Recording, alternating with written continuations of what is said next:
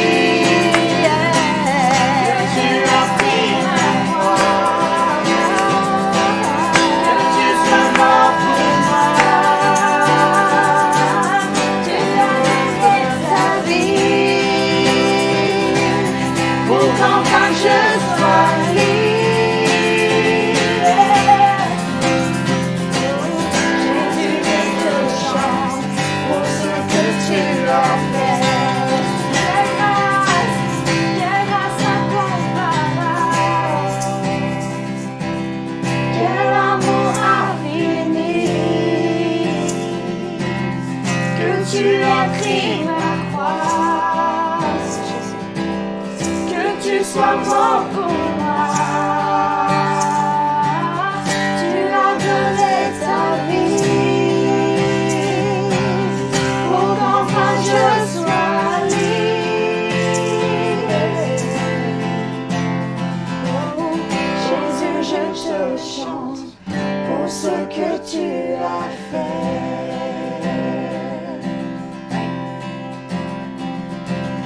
Jésus, je te chante pour ce que tu as fait.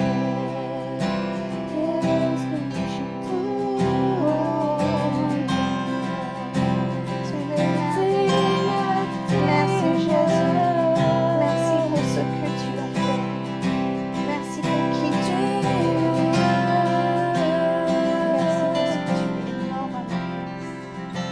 Tu es tellement fidèle. Tu es tellement fidèle. Tu es tout puissant. Tu ne changes pas, oh Dieu.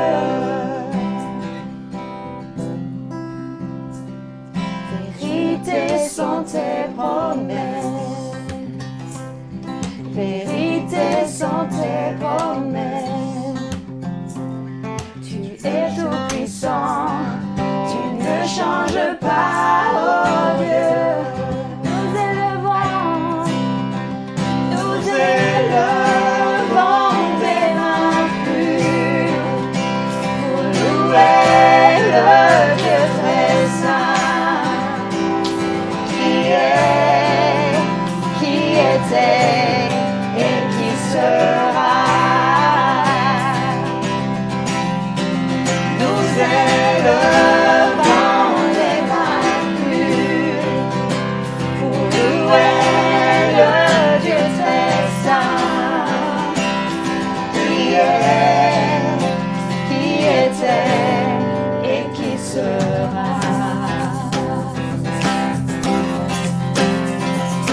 Jésus dans sa grâce, Jésus dans sa grâce, tu es tout puissant, tu ne changes pas, oh Dieu. Nous élevons les mains pures pour louer le Dieu très saint qui était et qui sera. Nous élevons les mains pures pour louer le Dieu très saint qui était et qui sera. Nous élevons tes mains pures pour louer le Dieu très saint qui était et qui sera.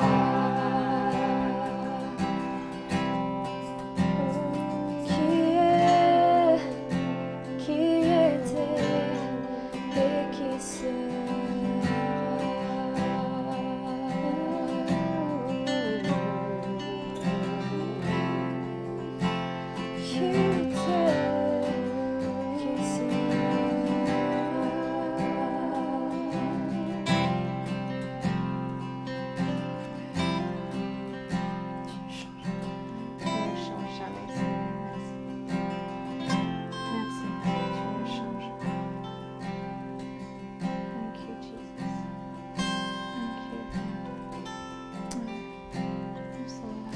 C'est ce que nous croyons, Père.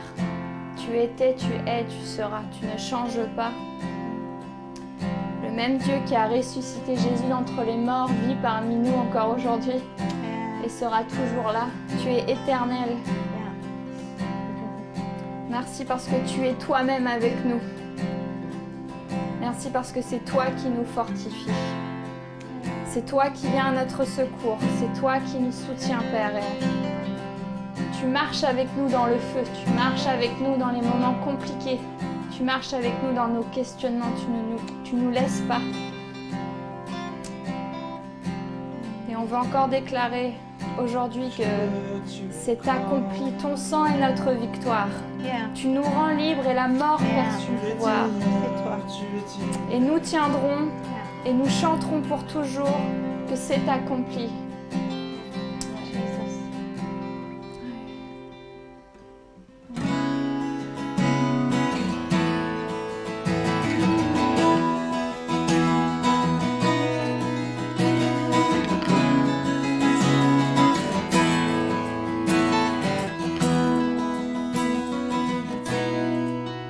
Au-delà des torts et de ma détresse, au-delà des peurs, oui, tu as dit guéris ma souffrance, mes regrets passés, les maux du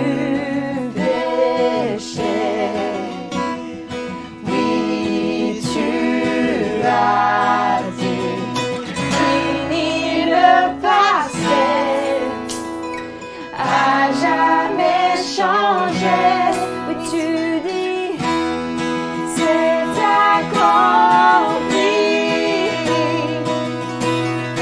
Ton sang, la victoire, tu me rends libre. La mort perd son pouvoir, oui, je tiendrai. Toujours je chanterai.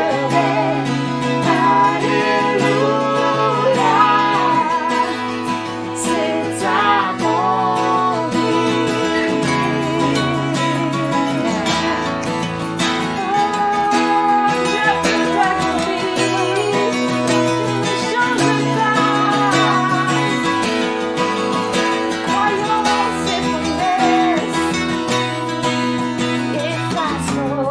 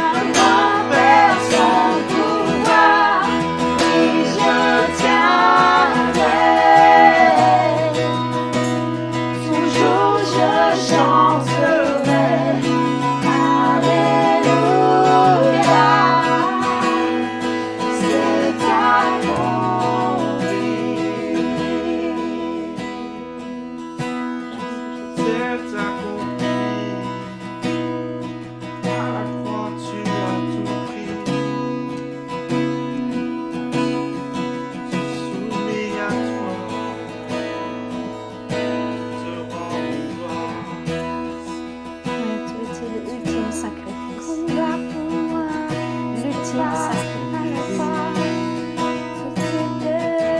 Vous savez, le moment de c'était à ce moment-là que tu pouvais enfin venir vers toi. Tu combats nous, tu remportes nos victoires. C'est toi qui remportes nos victoires. C'est pour ça que tu peux briser les chaînes. Tu déposes ma vie à tes pieds. Ton poids autour de moi. Autour de moi.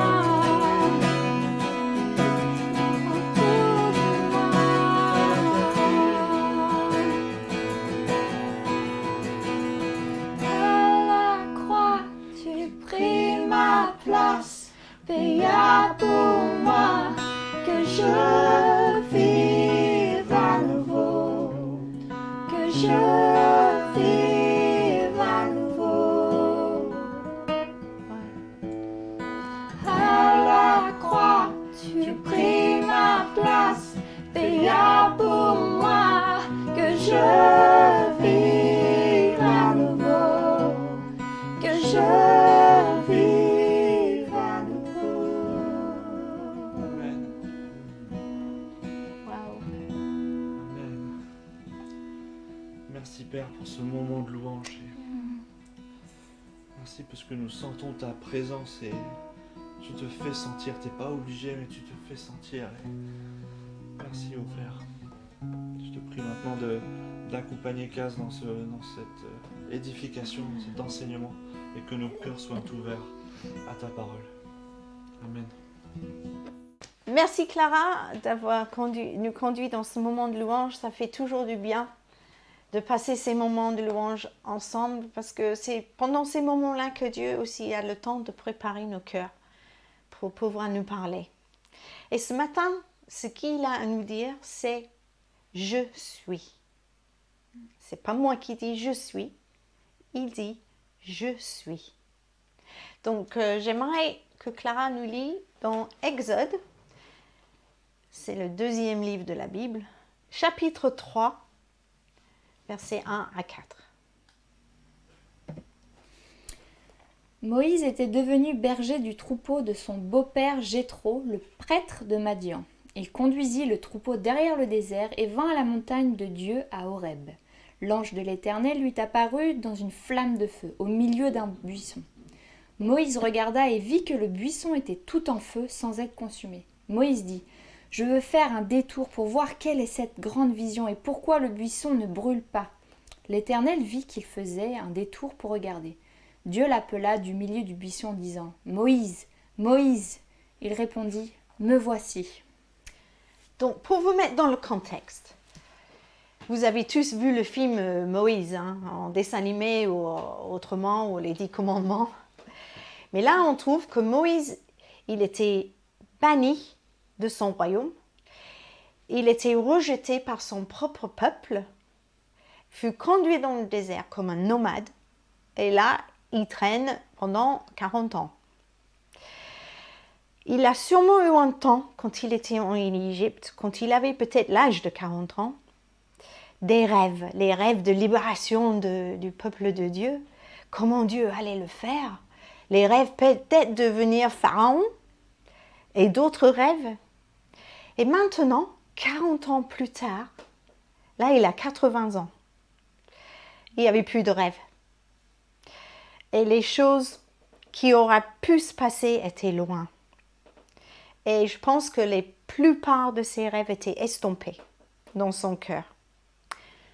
Je ne sais pas quel âge tu as, mais tu as sûrement eu des rêves.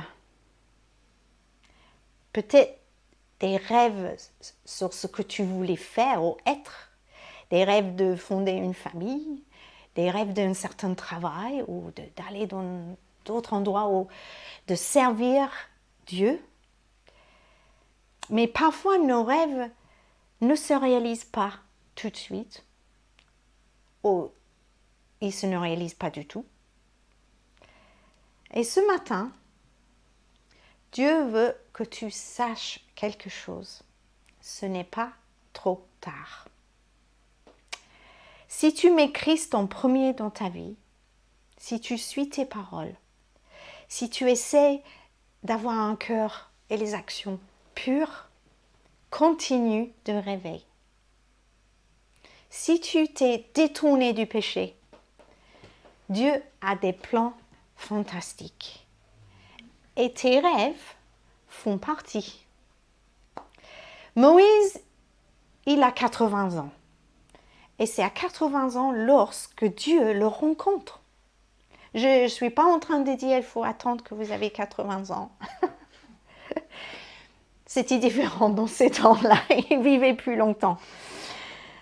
Mais là, le Dieu, ils apparaissent dans ce buisson ardent. Et dans le chapitre Exode 3, il y a des choses surprenantes qu'on puisse comprendre dans cette histoire. La première chose, c'est que Moïse n'avait jamais vu Dieu. 2, Moïse n'avait jamais entendu sa voix. 3, Moïse ne connaissait pas son nom. Et là, il se trouve devant un arbuste qui brûle sans cramer.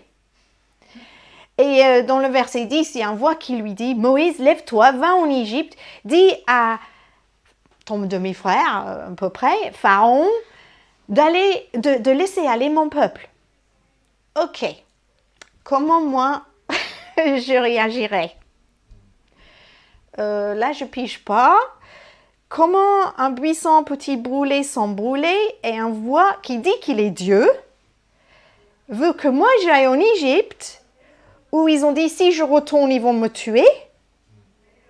Ça aurait été plus simple s'il m'avait dit ça il y a 40 ans, quand j'étais là-bas, quand j'étais prince, quand tout le monde m'aimait bien, parce que là les gens m'aiment plus. Ouais, moi j'aurais peut-être vu ça un peu comme ça. Mais Moïse il dit, tu me dis de rentrer et dire, hey frère, je suis de retour et Dieu a dit de laisser aller son peuple. Ben, je pense qu'il va se moquer de moi déjà et il va dire, et ça c'est on trouve dans les versets, quel est le nom de votre Dieu de toute façon? Je ne sais pas quoi lui dire. Et Dieu il répond, je suis celui qui suis. Il ne dit pas je suis Jacques, Jean, il dit je suis celui qui suis. Et tu diras à mon peuple, je suis m'a envoyé vers vous. À 80 ans, il découvre la voix de Dieu et le nom je suis. Il voit le buisson, il voit le feu, il entend la voix, mais il ne voit pas toujours à quoi ressemble Dieu. Et je suis lui dit que son peuple le croira. Réfléchissez là. Moïse avait rencontré là, à ce moment, le Dieu de l'univers. Le Dieu d'Abraham, le Dieu d'Isaac. Et il dit, je suis. Waouh! Plus d'1 million de Juifs dans les camps d'esclaves d'Égypte n'avaient jamais vu leur Dieu. Ils ne connaissaient pas son nom. Et certains n'étaient pas persuadés qu'il existait. Il fallait qu'ils fassent uniquement confiance aux paroles de Moïse. Parmi toutes les religions du monde, la religion juive était la plus unique. Les Juifs n'avaient pas d'image de leur Dieu. C'était interdit par Dieu d'avoir les images taillées. Et les Juifs, ils essayaient de louer Dieu en esprit.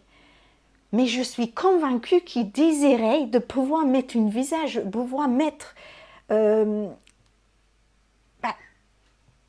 pour montrer aux autres à quoi ressemblait leur Dieu.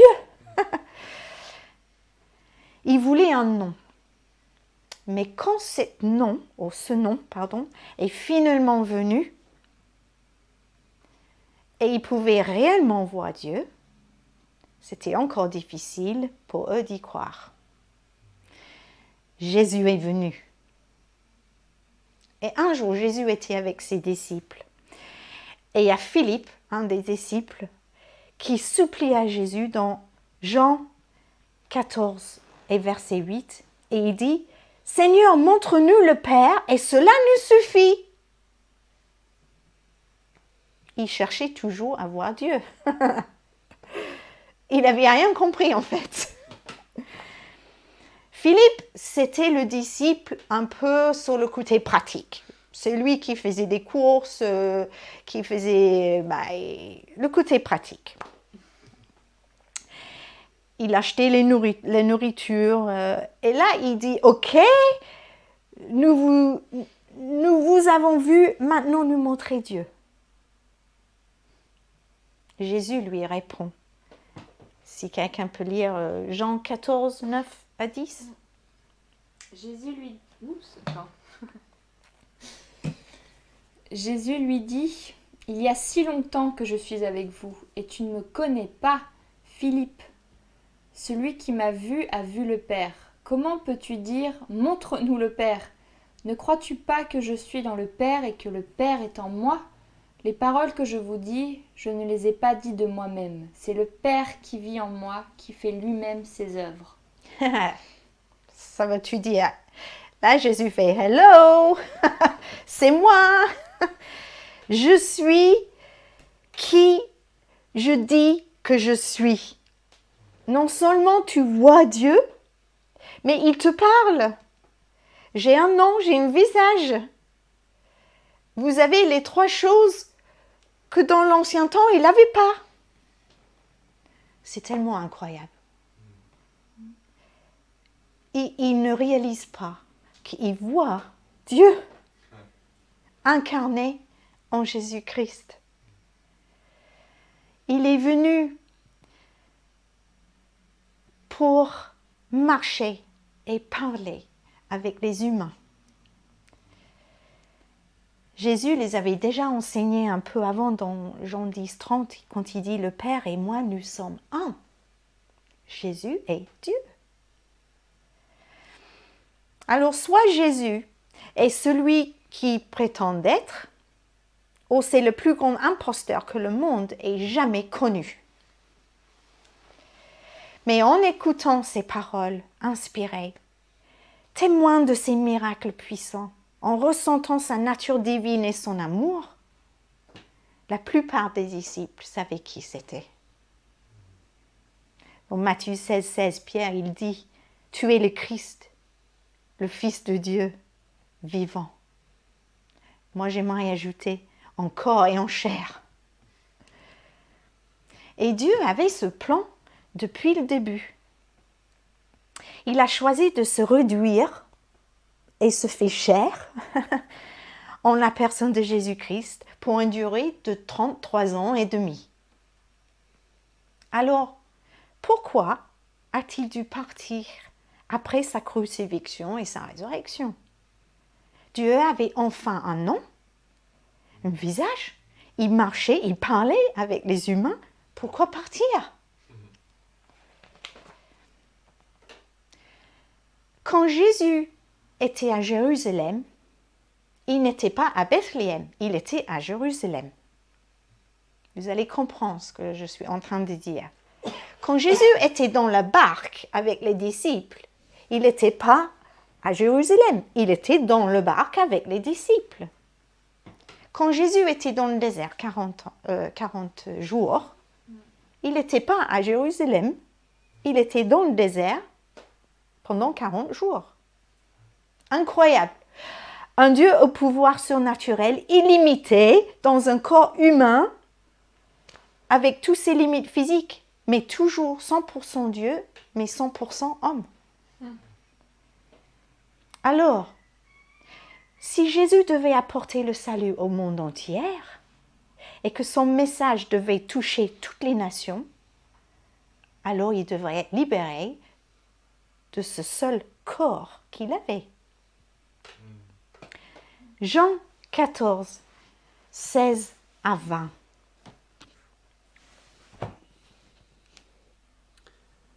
Quant à moi, je prierai le Père, et il vous donnera un autre défenseur, afin qu'il reste éternellement avec vous. L'Esprit de la vérité, que le monde ne peut pas accepter, parce qu'il ne le voit pas et ne le connaît pas. Mais vous, vous le connaissez, car il reste avec vous, et il sera en vous. Je ne vous serai pas orphelin, je reviens vers vous. Encore un peu de temps, et le monde ne me verra plus. Mais vous, vous me verrez parce que je vis, et que vous vivrez aussi.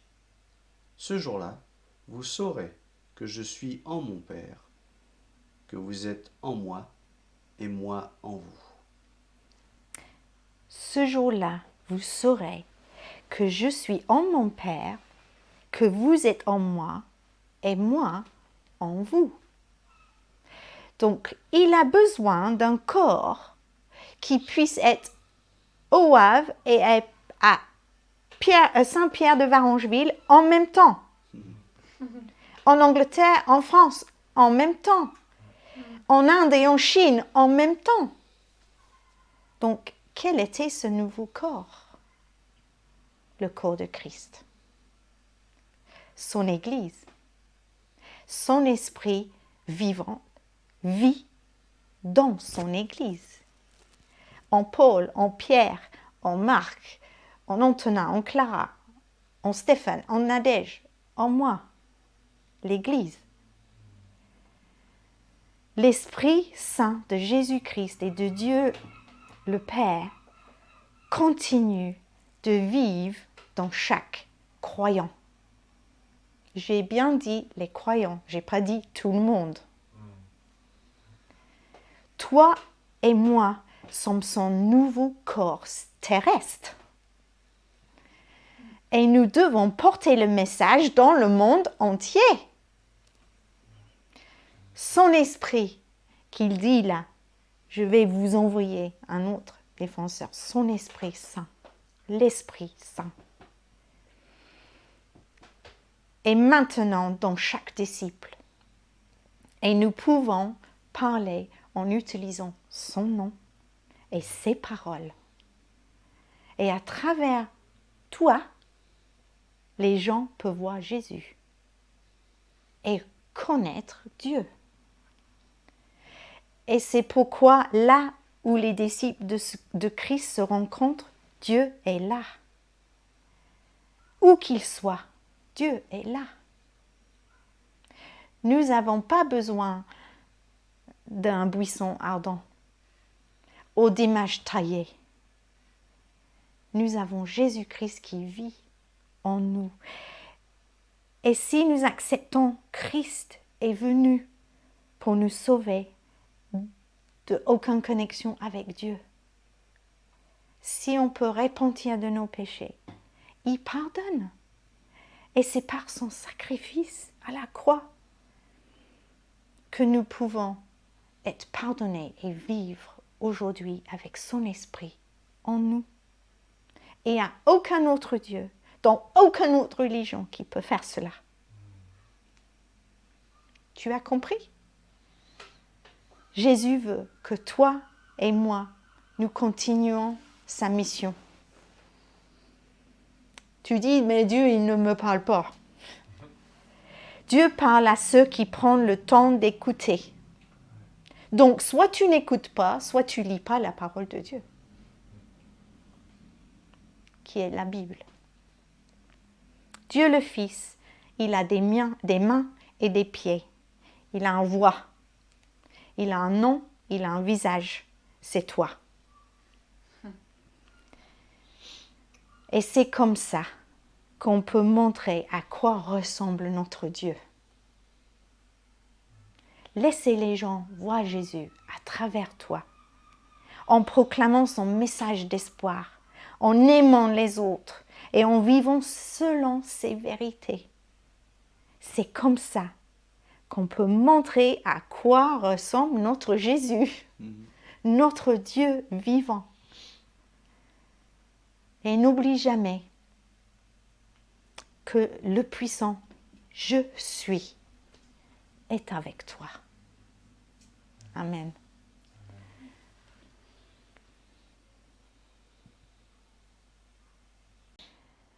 Merci Seigneur, notre Dieu, Jésus-Christ, pour qui tu es.